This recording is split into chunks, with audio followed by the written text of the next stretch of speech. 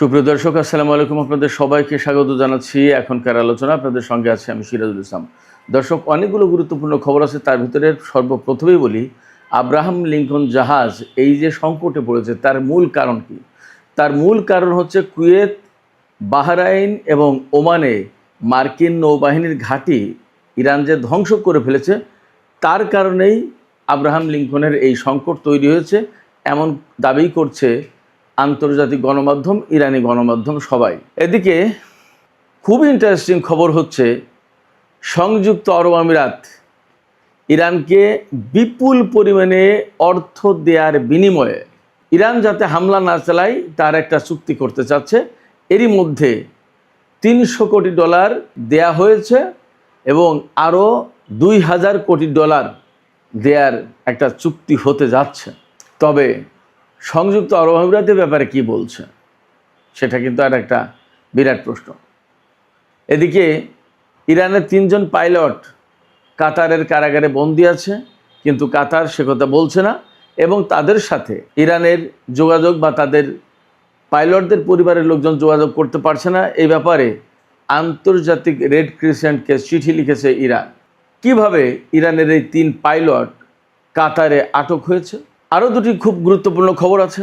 একটি খবর হচ্ছে, আগামীকাল অর্থাৎ রোববার ইরান এবং আমেরিকার মধ্যে যে ইসলামাবাদ সমঝোতার স্মারক সই হয়েছিল, সেই সমঝোতার স্মারকের মেয়াদ শেষ হয়ে যাচ্ছে। ইরানের পররাষ্ট্রমন্ত্রীকে জিজ্ঞেস করা হয়েছে যে যুদ্ধবিরতির মেয়াদ বাড়ানো হবে কি না। খুব চমৎকার একটা বুদ্ধিদীপ্ত উত্তর তিনি দিয়েছেন। ইরানের পররাষ্ট্রমন্ত্রী কি বলেছেন আপনারা শুনলে অবাক হবেন এবং তার থেকে ভিন্ন ইঙ্গিতও মিলবে। এদিকে ইসরায়েলের প্রধানমন্ত্রী বেনিয়ামিন নেতানিয়াহু ব্রিটেনকে যে প্রথম পরমাণু শক্তিধর ইসলামী প্রজাতন্ত্র বলে কটাক্ষ করেছিল, সে ব্যাপারে ব্রিটেন কিন্তু রাষ্ট্রীয়ভাবে বক্তব্য দিয়েছে। আপনারা ভাবুন তো কি বলতে পারে ব্রিটেন। সুপ্রিয় দর্শক, এই যে বিষয়গুলো বললাম, এই বিষয়গুলো নিয়েই মূলত আজকের ভিডিওতে কথা বলবো। আশা করি ভালো লাগবে আলোচনা, আর ভালো যদি লাগে আলোচনা তাহলে আপনারা লাইক, কমেন্ট, শেয়ার করবেন এবং চ্যানেলটি সাবস্ক্রাইব করে সাথেই থাকবেন। দর্শক, চলুন বিস্তারিত আলোচনা করি। প্রথমেই যে আলোচনা করতে চাই সেটি হচ্ছে, বার্তা সংস্থা রয়টার্স খবর দিয়েছে যে $300 কোটি ইরানকে দিয়েছে সংযুক্ত আরব আমিরাত এবং আরও $2000 কোটি ইরানকে দেবে সংযুক্ত আরব আমিরাত। এত বিপুল পরিমাণ অর্থ কেন দিচ্ছে? এত বিপুল পরিমাণে অর্থ দেওয়ার কারণ হচ্ছে এই যে সংযুক্ত আরব আমিরাত ইরানকে উন্নয় বিনয় করছে, অনুরোধ করছে যে আমরা টাকা দিচ্ছি, আপনাদের সাথে আমাদের একটা চুক্তি হবে, আপনারা সংযুক্ত আরব আমিরাতে আর হামলা করতে পারবেন না। শুধু তাই না, এটা ঘনিষ্ঠতার জন্য, সম্পর্ক বৃদ্ধির জন্য দ্বিপক্ষীয় এমন একটা চুক্তি হবে যার আওতায় 2 দেশ গোয়েন্দা তথ্য বিনিময় করবে, তারপরে আঞ্চলিক সহযোগিতা থেকে শুরু করে অনেক ব্যাপার স্যাপার আছে। এটার সেই খবর দিচ্ছে 4টি সূত্রের বরাত দিয়ে আরও $2000 কোটি দেবে। ইরান কি বলছে এ ব্যাপারে? ইরানের বক্তব্য ঠিক এই রকমভাবে, মানে ইরানের মনোভাবটা এইরকমভাবে তুলে ধরা হয়েছে যে এইরকম বিপুল অঙ্কের টাকা দিলে ইরান সংযুক্ত আরব আমিরাত হামলা হয়তো নাও চালাতে পারে এবং ইরানে তো ব্যাপক ক্ষয়ক্ষতি হয়েছে। এই ক্ষয়ক্ষতির একটা অংশ যদি এইসব জায়গা থেকে উঠে আসে তাহলে মন্দ কি? হলোই তো, প্রতিবেশী দেশই তো। রয়টার্সের এই খবরে আরও দাবি করা হয়েছে, ইরান পারস্য উপসাগরের আরও অন্তত 2টি দেশের সাথে হয়তো এই ধরনের চুক্তি করতে পারে, অর্থাৎ তারাও অর্থ দেবে এবং তাদের সাথে ইরানের চুক্তি থাকবে, অর্থাৎ তারা ইরানের কাছ থেকে এই গ্যারান্টি চাইবে যে ইরান তাদের উপর হামলা করবে না। সংযুক্ত আরব আমিরাত এই খবর অস্বীকার করেছে। তারা বলছে যে না, আমরা এই ধরনের কোনো অর্থ ইরানকে দেইনি এবং এই ধরনের অর্থ দেওয়ার কোনো পরিকল্পনা নেই, এই খবরটা সঠিক খবর নয়। আমি জানি না রয়টার্সের খবর মিথ্যা কিনা, হতেও পারে, অসম্ভব কিছু না, আবার সত্যিও হতে পারে। হয়তো সংযুক্ত আরব আমিরাত এই সময় নানান টেকনিক্যাল কারণে অনেক ব্যাপার আছে, তো আমেরিকার চাপ থাকতে পারে, ইসরায়েলের চাপ থাকতে পারে, ভারতের চাপ থাকতে পারে, বা একটা মান অপমানের ব্যাপার থাকতে পারে, নানান কারণে এই খবরটা হয়তো লুকিয়ে যেতে পারে, গোপন করতে পারে, বাট ভেতরে ভেতরে ইরানের সাথে এমন চুক্তির কথা হতেই পারে, আসতেই পারে। আমি আরও 2-3 দিন আগে এই বিষয়ে একটা ইনফরমেশন পেয়েছিলাম, কিন্তু তখনও কোনো কংক্রিট আলোচনা ছিল না বলে, মেইন স্ট্রিম গণমাধ্যমে ছিল না বলে আমি আলোচনাটা তুলিনি। কিন্তু আজকে খবরটা তুললাম এই কারণে, যেহেতু রয়টার্সে এই খবর প্রকাশ হয়েছে। এবং শুধু সংযুক্ত আরব আমিরাতের কথা না, আরও 2টি দেশের সাথে নাকি ইরানের এই রকম আলোচনা চলছে। এই জন্য আমি খবরটা আজকে ফ্ল্যাশ করলাম। তো এই যে সংযুক্ত আরব আমিরাত ইরানের সাথে চুক্তি করছে, অর্থ দিচ্ছে এবং আরও অর্থ দেবে, বা আরও 2টি দেশ ইরানের সাথে এই ধরনের চুক্তি করবে, তারা কেন চুক্তিটা করছে? এটা হলো একটা বেসিক কোশ্চেন। এটা শুধুমাত্র এই কারণে, আর কিচ্ছু না, শুধুমাত্র এই কারণে ইরান তার সামরিক সক্ষমতা দিয়ে আমেরিকা এবং ইসরায়েলকে মধ্যপ্রাচ্যে মারাত্মক রকমের কোণঠাসা করে ফেলেছে। শুধু কোণঠাসা না, আসলে মধ্যপ্রাচ্যে আমেরিকার ঘাঁটিগুলো এত ভয়াবহভাবে ক্ষতিগ্রস্ত হয়েছে। এই সমস্ত দেশ চোখের সামনে দেখেছে যে আমেরিকার কি বিশাল বিশাল অট্টালিকা, প্রাসাদ, বিশাল বিশাল সামরিক ঘাঁটি, নৌবাহিনীর ঘাঁটি, তাদের গুরুত্বপূর্ণ বিমান, ক্ষেপণাস্ত্র প্রতিরক্ষা, এগুলো চোখের সামনে ধ্বংস হয়ে গেছে। এই সমস্ত দেশের রাজা মহারাজারা দেখেছে নিজেরা চোখের সামনে। দেখার পরে এখন তাদের হয়তো একটা হুঁশ হচ্ছে যে ইরান আসলে মধ্যপ্রাচ্যে কি করতে পারে আর কি করেছে। তারা তো 1 দফা 2 দফা দেখেনি, কয়েক দফাই দেখলো। কীরকম? এই যে 28 ফেব্রুয়ারি যে যুদ্ধ শুরু হলো, সেই যুদ্ধ কিন্তু একটানা 40 দিন চলেছে। সেই সময় ইরানের পাল্টা প্রতিরোধ দেখেছে। এরপরে কিছুদিন যুদ্ধবিরতি থাকলো, আবার আমেরিকা ইরানের উপর হামলা চালালো এবং সেখানে 13-14 দিন টানা যুদ্ধ হলো। এবং এই 13-14 দিনের যুদ্ধে ইরান মারাত্মক রকমের ক্ষতিগ্রস্ত করে দিয়েছে আমেরিকাকে। মধ্যপ্রাচ্যের প্রত্যেকটা ঘাঁটি ভয়ঙ্করভাবে ক্ষতিগ্রস্ত করে দিয়েছে। একেবারে বেছে বেছে চিহ্নিত করে টার্গেটে হামলা চালিয়েছে ইরান। এই ঘটনাগুলো মধ্যপ্রাচ্যের যারা রাজা বাদশাহ শাসক, তারা তো দেখেছে, তারা জানে তাদের অবস্থা কি। এবং শুধু তাই না, ইরান যেখানে ঘোষণা দিয়েছে সেখানে হামলা করেছে এবং সাকসেস। আরব আমিরাতে দুবাই বিমানবন্দরে, তাদের তেল স্থাপনায়, রিফাইনারিতে, অস্ত্র গুদামে, সামরিক ঘাঁটিতে, যেখানে বলেছে সেখানে হামলা চালিয়েছে এবং ভয়াবহ ক্ষতির মুখে পড়েছে। শুধু তাই না, মার্কিন প্রেসিডেন্ট ডোনাল্ড ট্রাম্প ইরানকে কয়েকবার মুছে দিতে চেয়েছে মানচিত্র থেকে। ইরানের সমস্ত ইনফ্রাস্ট্রাকচার সব ধ্বংস করে একদম পাথরের যুগে, প্রস্তর যুগে পাঠিয়ে দেওয়ার কথা বলেছে, কিন্তু একবারও সেই ধরনের হামলা করতে পারেনি বা হামলা চালায়নি। ইরানও বলেছিল কি, এই ধরনের যদি হামলা হয় ইরানের উপরে, ইরান মধ্যপ্রাচ্যের কোনো স্থাপনা, তেল ক্ষেত্র, গ্যাস ক্ষেত্র এবং বিমানবন্দর আস্ত রাখবে না। আমেরিকা এই ভয়ে হামলা চালায়নি এবং মধ্যপ্রাচ্যের কোনো দেশ আমেরিকাকে ইরানের উপর হামলা চালাতে দেয়নি। তারা জানে যে ইরান এই কাজ করবে। এই যে ইরানের সামরিক সক্ষমতা, এই সামরিক সক্ষমতার কারণে আজকে সংযুক্ত আরব আমিরাত বা মধ্যপ্রাচ্যের আরও কোনো দেশ ইরানের সাথে চুক্তি করছে যে ভাই টাকা দিচ্ছি, আমাদেরকে আর হামলা চালায়ও না আমাদের উপরে। ইরান তো রিসেন্টলি বলেছে, আমি গত পরশুদিন যে প্রথম ভিডিওতে বলেছি, ইরানের সর্বোচ্চ নেতা তিনি ঘোষণা করেছেন এই যে IRGCর বা ইরানের সামরিক কাঠামো পুনর্গঠন করা হলো, 6 জন কমান্ডারকে নতুন করে রিশাফল করে নিয়োগ দেওয়া হলো। তার পরপরই ইরানের সর্বোচ্চ নেতার পক্ষ থেকে বলা হয়েছে, যদি তোমরা মনে করো ইরানের প্রয়োজন এখনও মেটেনি, অর্থাৎ ইরান যতটুকু হামলা করলে তার জন্য সেফ হয় পরিস্থিতি, ততটুকু হামলা হয়তো হয়নি, যদি তোমরা এরকম মনে করো তাহলে তোমরা হামলা চালাও এবং তার প্রস্তুতি নাও, গোয়েন্দা কার্যক্রম জোরদার করো। ইরানের সর্বোচ্চ নেতা বলছে, তার মানে মধ্যপ্রাচ্যে ইরানের পক্ষ থেকে হয়তো আর একটা হামলা আসন্ন। নট অনলি দ্যাট, আমি আপনাদেরকে এখানে বলে রাখি, এমন আলামতও পাওয়া যাচ্ছে ইসরায়েলের উপর ইরান ভয়াবহ রকমের ক্ষেপণাস্ত্র হামলা চালাতে পারে, এমন আলামতও পাওয়া যাচ্ছে। আপনারা এরই মধ্যে জেনেছেন হয়তোবা, আজকেই লেবাননে ভয়াবহ হামলা চালিয়েছে ইসরায়েল এবং আজকের এই হামলায় অন্তত 11 জন নিহত হয়েছে, তার ভিতরে 3টি শিশু রয়েছে। বলা হচ্ছে জুনের যুদ্ধবিরতির পরে এই হামলা সবচেয়ে ভয়াবহ বড় হামলা।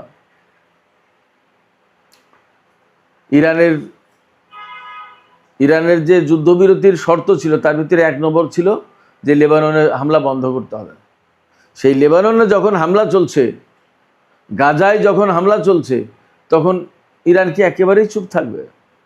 যুদ্ধবিরতি যখন লঙ্ঘন করেইছে, ইসলামাবাদ সমঝোতা স্মারক যখন লঙ্ঘন করেছে আমেরিকা, তখন ইরানের সামনে তার কোনো বাধা নেই।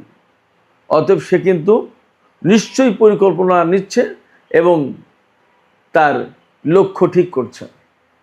জানা যাচ্ছে যে ইসরায়েলে ব্যাপকভাবে ব্যালিস্টিক ক্ষেপণাস্ত্র দিয়ে হামলা চালাবে ইরান। তো যে কথা বলছিলাম আমি, সেখানে ফিরে আসি আবার। তো মধ্যপ্রাচ্যের দেশগুলোতে এইভাবে হামলা চালানোর কারণে এই সমস্ত দেশ এখন নতজানু হয়েছে। এরই ভেতরে খবর পাওয়া যাচ্ছে যে, আমি আজকের দুপুরের ভিডিওতেই বলেছি, আব্রাহাম লিঙ্কন মার্কিন দ্বিতীয় বৃহত্তম বিমানবাহী রণতরী, তাকে ভারত মহাসাগরতে সরিয়ে নেওয়া হচ্ছে এবং সেখানে রিপ্লেস করা হচ্ছে জর্জ ওয়াশিংটন বিমানবাহী রণতরীকে। এই যে আব্রাহাম লিঙ্কনে এই সংকট তৈরি হলো, খাবার নেই, দাবার নেই, বাথরুম নেই, সাবান নেই, শাওয়ারগুলো ছত্রাক পড়ে নষ্ট হয়েছে, আরও বাজে বিভিন্ন রকমের অবস্থা। কম পরিস্থিতি তৈরি হলো তো সেখানে মারামারি খুনোখুনি হয়নি। কেন এই অবস্থা তৈরি হয়েছে আব্রাহাম লিঙ্কনের? আব্রাহাম লিঙ্কনের এই অবস্থা তৈরি হওয়ার পেছনে মূল কারণ সেটা হচ্ছে এই, বাহরাইন, কুয়েত এবং ওমানে মার্কিন যে নৌবাহিনীর ঘাঁটি ছিল, সমস্ত ঘাঁটি একেবারে তছনছ করে দিয়েছে ইরান। এবং আপনারা জানেন যে বাহরাইনে ৫ম নৌবহরের ঘাঁটি ছিল, সেই ঘাঁটি একদম যুদ্ধের প্রথম দিন থেকেই হামলার মুখে এবং শেষ পর্যন্ত সবসময় বাহরাইনে হামলা চালিয়েছে ইরান। অনেকে আমার কাছে প্রশ্ন করেছে, ভাই ঘাঁটি তো ধ্বংস করে দিয়েছে, তারপর আবার কি হামলা চালাই? ভাই, একটা ঘাঁটিতে তো আর একটা দুটো বিল্ডিং থাকে না, বহু বিল্ডিং থাকে, বহু কিছু থাকে, সব তো আর একসাথে শেষ হয়ে যায় না। অনেক কিছু তো লোহা লকড়ের অনেক ব্যাপার স্যাপার আছে। সে আবার যুদ্ধবিরতি গেছে, মাঝে অনেকগুলো ঠিকঠাক করার চেষ্টা করেছে, অনেক কিছু। এইগুলো একদম ইরান চেয়েছে যে একদম কমপ্লিটলি শেষ হতে, যাতে আর কোনোদিন এটা ব্যবহার করতে না পারে, এইরকম করে দিতে। তার একটা ধ্বংসস্তূপে পরিণত করার পরে সেই ধ্বংসস্তূপ আবার ধ্বংস করার চেষ্টা করেছে ইরান। এই রকমের মার্কিন নৌবাহিনীর ঘাঁটিগুলোতে হামলার পরে এই সমস্ত জায়গা থেকে লজিস্টিক সাপোর্ট, খাদ্য, খাবার, এই সমস্ত কোনো কিছু আর যেতে পারেনি। এই যে আব্রাহাম লিঙ্কনের যে সমস্ত নাবিকরা, সেই নাবিকরা কয়েক মাস ধরে নাকি দুধের মুখ চোখে দেখে না, অর্থাৎ দুধ খেতে পারেনি। ভাবতে পারেন, সামরিক বাহিনীর লোকজন দুধ পায়নি। এইরকম পরিস্থিতি তৈরি হচ্ছে।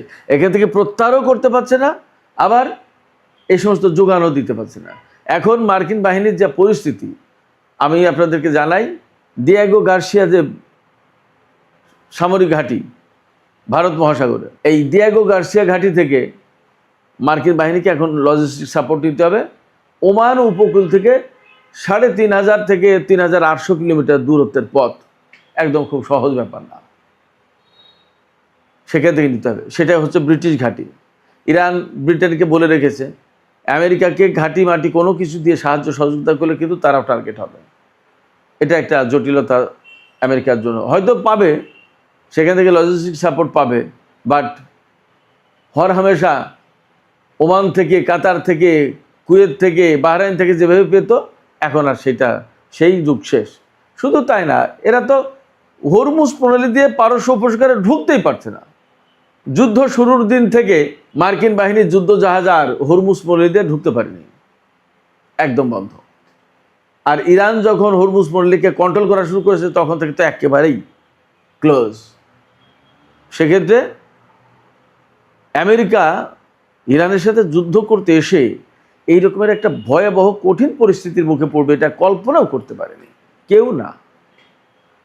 আইআরজিসির প্রধান আজকে তার সেনা সদস্যদের উদ্দেশ্যে লেখা চিঠিতে বলেছেন যে আপনারা বিশ্বের সবচেয়ে বেশি অস্ত্রধারী সামরিক বাহিনীকে নতজানু করতে সক্ষম হয়েছে। আমেরিকা নতজানু হতে, হাঁটু গেড়ে বসতে বাধ্য হয়েছে। বিরাট ব্যাপার। যাই হোক, আমি আর একটা প্রসঙ্গে কথা বলছিলাম শুরুতেই। কাতারে ইরানের ৩ জন পাইলট আটক আছে। কিভাবে কাতারে এই ৩ পাইলট আটক হলো? যুদ্ধ শুরু হয়েছিল ২৮ ফেব্রুয়ারি। মার্চের ১ তারিখে কুয়েতে হামলা চালিয়েছিল ইরানের বিমান বাহিনী। মার্চের ২ তারিখে কাতারে হামলা চালিয়েছিল ইরানের বিমান বাহিনী। দুটো SU-24 বোমারু বিমান নিয়ে। SU-24 বেশ ভালো বোমারু বিমান, একসময় খুব ভালো কার্যকর ছিল, এখন মডেল পুরনো হয়ে গেছে, বাট বোমারু বিমান হিসেবে বেশ ভালো বিমান। SU-24 এই মডেলের দুটো রাশিয়ান বিমান, রাশিয়া থেকে পাওয়া ইরানের বিমান, এই দুটো বিমান নিয়েই ইরানের 4 জন পাইলট কাতারে মার্কিন বাহিনীর বিরুদ্ধে অভিযান চালায় এবং পারস্য উপসাগর দিয়ে উড়ে গিয়ে কাতারে খুব ভালোভাবে অভিযান চালিয়েছিল, খুব ভালোভাবে। অর্থাৎ মার্কিন বাহিনীর তাদের যে টার্গেট ছিল সেই টার্গেটগুলোতে হামলা চালাতে সক্ষম হয়েছিল ঠিকঠাক মতো। হামলা চালিয়ে ফিরে আসার পথে বলা হচ্ছে কাতারের সামরিক বাহিনীর প্রতিরক্ষা বিমান, আকাশ প্রতিরক্ষা ব্যবস্থা দিয়ে বিমান দুটোতে আঘাত করা হয় এবং দুটি বিমানই বিধ্বস্ত হয় এবং 1 জন পাইলট নিহত হন আর 3 জন পাইলটকে কাতার আটক করেছে। এর আগে বলা হয়েছিল এই সমস্ত পাইলট সব মারা গেছে, 1 জন পাইলটের লাশ ইরানে গেছে আর 3 জন পাইলটের লাশ দেয়নি। কিন্তু এখন খবর জানা যাচ্ছে যে এই 3 পাইলট কাতারের কারাগারে আটক আছে, কাতার ইরানকে দেয়নি। আমি নিশ্চিত কাতারের সাথে ইরানের যে সম্পর্ক তাতে দিয়ে দেওয়ার কথা, এখানে আমেরিকায় হয়তো বাধা দিচ্ছে, যার কারণে কাতার হয়তো ইরানের কাছে হ্যান্ড ওভার করতে পারছে না 3 পাইলটকে। ইরান এই জন্য আজকে আন্তর্জাতিক রেড ক্রস সংস্থা, যেটা সেই সংস্থার প্রধানকে চিঠি লিখেছে এবং বলেছে যে আমাদের এই 3 পাইলটকে আমাদের কাছে ফেরত দেওয়া হোক, অন্ততপক্ষে তাদের পরিবার পরিজনের সাথে যোগাযোগ করার ব্যবস্থা করা হোক এবং জেনেভা কনভেনশন অনুযায়ী তাদের যে যুদ্ধবন্দী হিসেবে তাদের সাথে যে ব্যবহার করার কথা, তাদের যে ট্রিটমেন্ট দেওয়ার কথা, তাদের যে সমস্ত অধিকার থাকার কথা, অধিকার দেওয়ার কথা, সেগুলো দেয়া হোক। কিন্তু সেগুলো দেয়া হচ্ছে না। এমনকি তারা যদি মারাত্মক রকমের আহত হয়ে থাকে তাহলে তাদের চিকিৎসার জন্য প্রয়োজনে আমাদের কাছে হস্তান্তর করা হোক। এগুলো কিন্তু হতেই পারে, দেখা যাক এখন কি হয়। বাট ইরানের 3 পাইলট কাতারে আটক আছে এবং তারা জীবিত আছে এতটুকু জানা গেল, বোঝা গেল। আজ না হোক কাল, কাল না হোক পরশু তারা হয়তো মুক্তি পাবে। সুপ্রিয় দর্শক, আলোচনা শেষের পর্যায়ে, এখন দুটো ছোট ছোট বিষয় নিয়ে আলোচনা করে শেষ করব। একটা হচ্ছে আব্বাস আরাকচিকে জিজ্ঞেস করা হয়েছে, সাংবাদিকরা জিজ্ঞেস করেছেন যে ইসলামাবাদ সমঝোতার স্মারক সই হয়েছিল 17 জুন, এখন এর মেয়াদ তো শেষ হয়ে যাবে রোববার 16 আগস্ট, 60 দিনের মেয়াদ ছিল, এখন কি যুদ্ধবিরতির মেয়াদ বাড়াবেন? তখন আসলে আব্বাস আরাকচি খুব জিনিয়াস, টপ ডিপ্লোম্যাট ইরানের, তিনি বলেছেন যে এই যে ইসলামাবাদ সমঝোতার স্মারক, এতে তো যুদ্ধবিরতির কথা নেই, এতে ছিল যুদ্ধ অবসানের কথা। এই সমঝোতার স্মারক সই করার মধ্য দিয়ে যুদ্ধের অবসান অর্থাৎ যুদ্ধের সমাপ্তি ঘোষণা করা হয়েছে। তা যুদ্ধের সমাপ্তি যখন ঘোষণা করা হয় তখন তার মেয়াদ বাড়ানোর সুযোগ থাকে কোথায়? এ তো যুদ্ধবিরতি ছিল না যে আমরা মেয়াদ বাড়াবো, এটা যুদ্ধের অবসান ঘটানোর কথা ছিল। যুদ্ধের অবসান ঘটানোর কথা বলে আমেরিকা আবার যুদ্ধ শুরু করেছে, তার মানে তারা এই সমঝোতার স্মারক লঙ্ঘন করেছে। এখন তাদেরকে যুদ্ধবিরতি না, যুদ্ধ অবসান ঘটাতে হবে এবং এই সমঝোতা আবার ফিরে আসতে হবে। এটাই হলো পথ, যুদ্ধবিরতির মেয়াদ বাড়ানোর কোনো সুযোগ নেই, পথ নেই। ব্যাপারটা যদি তাই হয় তাহলে কিন্তু এখানে একটা ভালো ইঙ্গিত আছে। তার মানে হচ্ছে ইরান যুদ্ধবিরতি চায় না, যুদ্ধবিরতি আর বাড়াবে না। এর মানে হচ্ছে ইরান যে কোনো সময় মধ্যপ্রাচ্যে মার্কিন বাহিনীর উপর হামলা চালাতে পারে, এমনকি ইসরায়েলের উপর হামলা চালাতে পারে। আমি যে কথা একটু আগে বলেছি, ইরান ভেতরে ভেতরে এরকম প্রস্তুতি নিচ্ছে বলা হচ্ছে এবং ইরানের সর্বোচ্চ নেতা তো বলেছেনই যে তোমাদের যদি প্রয়োজন না মিটে থাকে তাহলে আবার হামলার জন্য প্রস্তুতি নাও, হামলা চালাও। সামরিক বাহিনীকে স্বাধীনতা দিয়েছেন ইরানের সর্বোচ্চ নেতা। অতএব মনে করা হচ্ছে, ধারণা করা হচ্ছে মধ্যপ্রাচ্যে বড় রকমের অভিযান চালাতে পারে ইরান। এদিকে ইসরায়েলের প্রধানমন্ত্রী বেনিয়ামিন নেতানিয়াহু গতকাল ব্রিটেনকে যে প্রথম পরমাণু শক্তিধর ইসলামী প্রজাতন্ত্র বলে কটাক্ষ করেছিলেন, ব্যঙ্গ করেছিলেন, তার জবাব দিয়েছে ব্রিটিশ সরকার। তারা বলেছে নেতানিয়াহুর এই বক্তব্য কোনোভাবেই গ্রহণযোগ্য হতে পারে না। এই বিষয়টা আনুষ্ঠানিকভাবে ইসরায়েল সরকারের কাছে তুলেছে তারা। নেতানিয়াহুর এই বক্তব্যের ভেতর দিয়ে মোটামুটিভাবে ধারণা করা হচ্ছে যে ব্রিটেনের সাথে ইসরায়েলের সম্পর্কের খানিকটা অবনতি ঘটল। কথা ঠিক যে আরও 10 বছর আগে ব্রিটেনের সাথে ইসরায়েলের যে সম্পর্ক ছিল, আজকের দিনে কিন্তু ব্রিটেনের সাথে ইসরায়েলের সেই রকম সম্পর্ক নেই, চেঞ্জ হচ্ছে। এবং আরও অনেক বেশি চেঞ্জ হবে এটা বলা যাচ্ছে।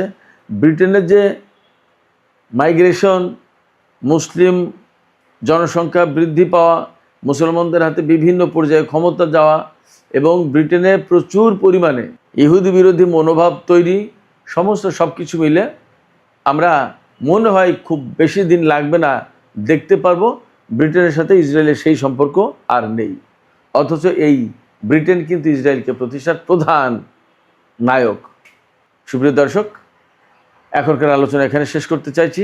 আলোচনা শেষের আগে আপনাদের মতামত জানতে চাই যে এই যে সংযুক্ত আরব আমিরাত এবং আরও কোনো কোনো মধ্যপ্রাচ্যের দেশ ইরানের সাথে অর্থের বিনিময়ে সম্পর্ক ঠিকঠাক করতে চাইছে এবং ইরান যা তার হামলা না চালায় তার একটা ব্যবস্থা করতে চাইছে।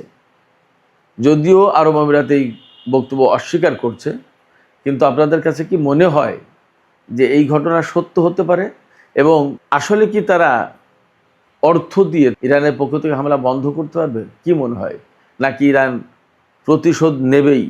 আপনাদের মতামত জানিয়ে কমেন্টে লিখতে পারেন। আর ভিডিও ভালো লাগলে লাইক, কমেন্ট, শেয়ার করবেন এবং চ্যানেলটি সাবস্ক্রাইব করে সাথে থাকবেন। দর্শক, এখনকার আলোচনা এখানে শেষ করছি। আপনারা সবাই অনেক অনেক ভালো থাকুন। আল্লাহ হাফেজ।